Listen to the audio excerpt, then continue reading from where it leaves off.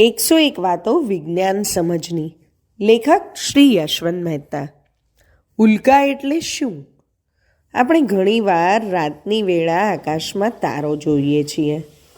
કોઈ એક તારો એકાએક ઝબકી ઉઠે છે અને તેજનો લીસોટો થાય છે.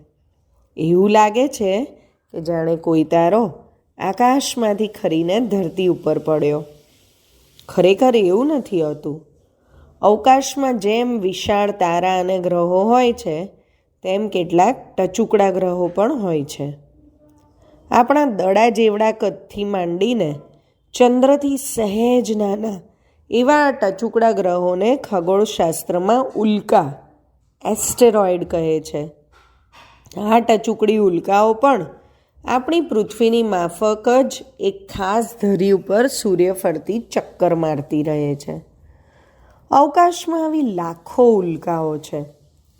વિજ્ઞાનીઓ માને છે કે પહેલાંના જમાનામાં કશીક અથડામણથી ભાંગી ગયેલા કોઈ ગ્રહના જ એ ટુકડા છે. આ ટુકડા ઘણીવાર પૃથ્વીના ગુરુત્વાકર્ષણથી ખેંચાઈ જાય છે, ઝડપથી ધસે છે, પણ પૃથ્વીના વાતાવરણ સાથે ઘસાવાથી સળગી ઉઠે છે. ઘણા ખરા તો સળગીને રાખ થઈ જાય છે. કેટલાક વળી પૂરા સળગ્યા પહેલાં જ પૃથ્વી પર પડે છે. ચંદ્રની ધરતી ઉપર તો આવી ઉલ્કાઓનો વરસાદ સતત વરસતો જ રહે છે. કેટલીક મોટી ઉલ્કાઓને વિજ્ઞાનીઓએ ઓળખી છે. એમના કદ અને ગતિના માપ કાઢ્યા છે.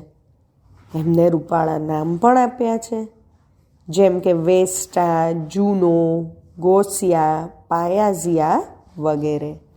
આવજો.